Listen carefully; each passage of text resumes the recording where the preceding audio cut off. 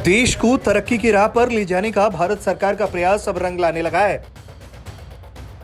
दुनिया भर के कई देश भारत में निवेश को आतुर हैं। भारत सरकार के अलावा उत्तर प्रदेश की योगी आदित्यनाथ की सरकार ने भी विदेशी निवेशकों को राज्य में निवेश के लिए भरसक लाने का प्रयास किया है।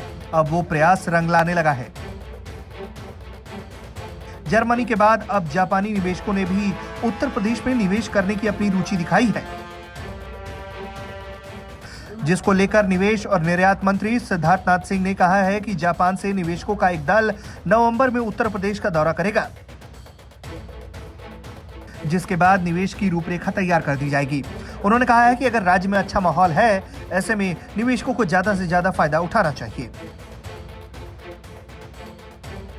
उत्तर प्रदेश के निवेश एवं निर्यात मंत्री सिद्धार्थनाथ सिंह ने कहा है कि जापान के निवेशक राज्य में लॉजिस्टिक पार्क, इलेक्ट्रॉनिक सिटी और फूड प्रोसेसिंग सेक्टर में निवेश को लेकर इच्छा जता रहे हैं, जिसके बाद उन निवेशकों को बेहतर माहौल प्रदान करने की दिशा में सरकार लगातार काम कर रही है।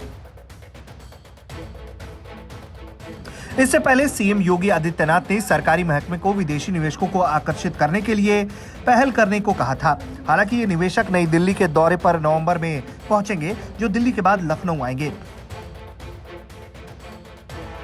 साथ ही राज्य सरकार ने दावा किया है कि जापान के organisation for industrial, spiritual and cultural advancement international ने निवेश एवं निर्यात मंत्री सिद्धार्थनाथ सिंह को पत्र लिखकर सूचित किया था, जिसमें इस बात का जिक्र था कि राज्य में निवेश के लिए जापान के निवेशक उत्साहित हैं।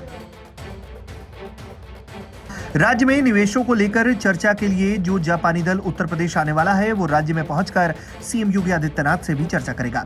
हालांकि इससे पहले संगठन के महासचिव फुमियो कुत्सुकी ने पिछले साल यूपी का दौरा भी किया था। वहीं जापान के राजदूत सुजुकी ने भी लखनऊ का दौरा किया है। वैसे माना जा रहा है कि जापान जेवर एयरपोर्ट के प्रस्तावित इलेक्ट्रॉनिक सिटी में निवेश कर सकता है।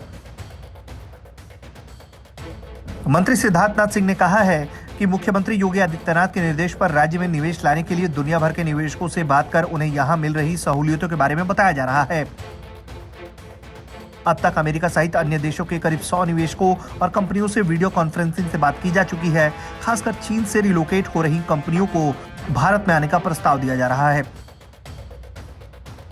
उन्हें बताया जा रहा है कि अगर वे चीन से निकलकर अपनी फैक्ट्रियों और बेस को उत्तर प्रदेश में शिफ्ट करते हैं तो उन्हें मन मुताबिक सहूलियतें दी जाएंगी।